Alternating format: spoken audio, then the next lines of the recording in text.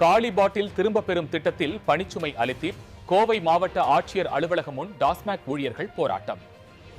கோவை மாவட்ட ஆட்சியர் அலுவலகம் முன்பு இன்று டிசம்பர் 5 டாஸ்மாக் ஊழியர்கள் காலி மது பாட்டில்களை திரும்பப் பெறும் நடைமுறையில் உள்ள சிக்கல்களை வலியுறுத்தி கவன ஈர்ப்பு ஆர்ப்பாட்டத்தில் ஈடுபட்டனர். நீதிமன்ற உத்தரவு என்ற பெயரில் காலி பாட்டில்களை திரும்பப் பெறும் பணிக்கு டாஸ்மாக் ஊழியர்களை பயன்படுத்துவதை எதிர்த்து இந்த போராட்டம் நடைபெற்றது.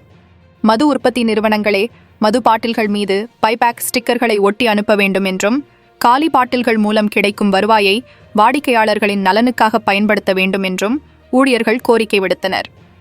இந்த ஆர்ப்பாட்டத்தில் CIDU தொழிற்சங்கத்தைச் சேர்ந்த நிர்வாகிகள் திரு ராமகிருஷ்ணன் மற்றும் திரு ஜான் ஆகியோர் கலந்து கொண்டு கோரிக்கைகளை வலியுறுத்தி ஆர்ப்பாட்டத்தில் ஈடுபட்டனர்.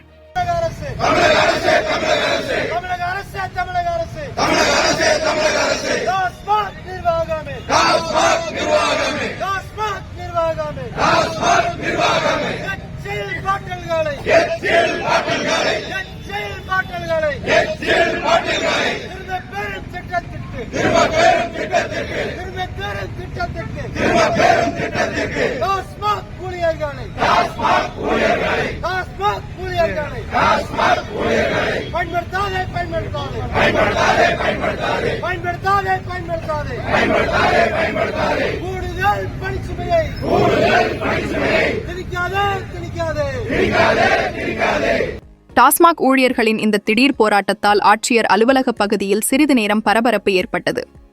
உங்கள் ஊர் செய்திகளை உரத்த குரலில் DN360 செய்திக்காக கோவையிலிருந்து செய்தியாளர் ஜானகிராமன்.